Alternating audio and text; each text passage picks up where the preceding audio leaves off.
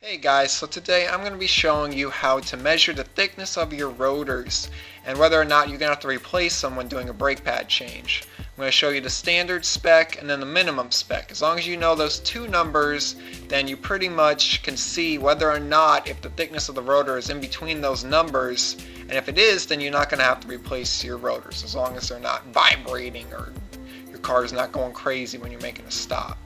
Other than that, this is going to be an informative video, very explanatory, and so without further ado, I guess let's get this started. So right here is a picture of the minimum and standard specs for a 350Z on the American rotors. The standard is going to be 28 millimeters and the minimum wear is going to be 26 millimeters for the front. And then for the rear, we have the standard is going to be 16 millimeters and the minimum wear is going to be 14 millimeters. And here's everything that I'm going to be using on this. It's actually on top of the S2000's roof, but there's a sheet with the rotor thickness.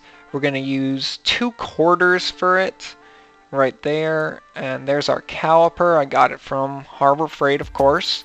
Works awesome from what I've seen already and the reviews. And here we're showing the rotor itself. What we're going to do is we're going to place the 2/4 on each side of the rotor, not on the actual edge but more towards the center of it, because there's actually a lip on the edge where the actual pad doesn't make contact with, so you're not going to get a good reading if you do it from there. And here I'm trying to show you how I measured it.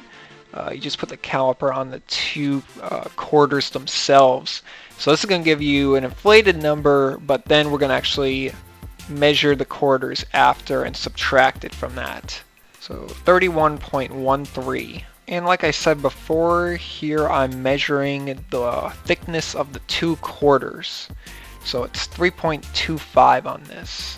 So what we're going to do is actually subtract 31.13, I believe what it was, by 3.25. And that's going to give the thickness of the rotor. And now that we've taken one measurement, what we want to do is we want to actually take 3 more in 90-degree angles from each other. So one there, another one over here that I'm pointing to, and I mean you could even rotate the rotor if you have to, but you want to get at least 4 different measurements on the rotor to make sure it's not actually different on other sides, because if it is, then you're going to get that vibrating sensation when you hit the brakes. So when we subtract the 31.12 by the 3.25, we get a total thickness of 27.87 of the rotor. That's well in spec. It's actually almost a brand new rotor, so it looks like I do not have to change the rotors, so that's awesome. And that's going to be it for today's video, guys. That's how you check thickness of the rotors on your car and whether or not you have to replace them or not. Don't forget to like, comment, subscribe, and also hit that little notification bell if you liked what you saw today. Also, if you want to see more content like this, like DIYs, car shows, and possibly even video logs. We do live in Dallas, so there's a lot of stuff going on here.